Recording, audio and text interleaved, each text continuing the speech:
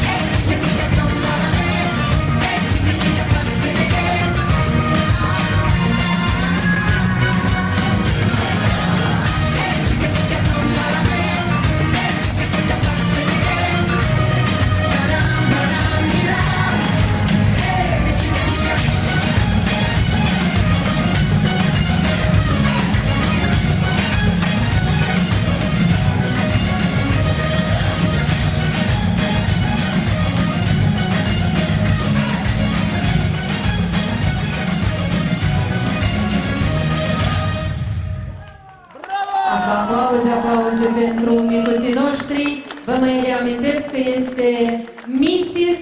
și Mr. 2011. Aplauze, sunt premianții premiului mare.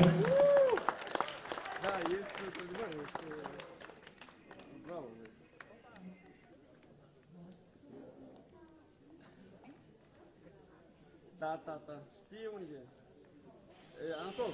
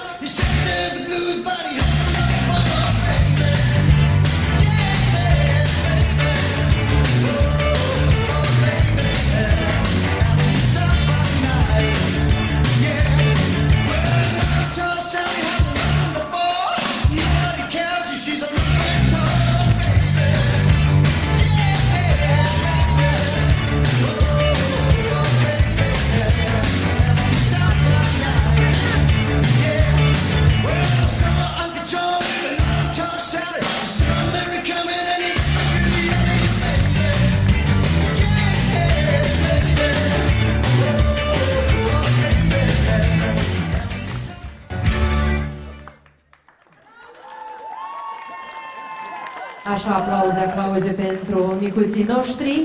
Să ne trăiască. Este o surpriză frumoasă din partea familiei Ungureanu pentru Mire și Mireasă.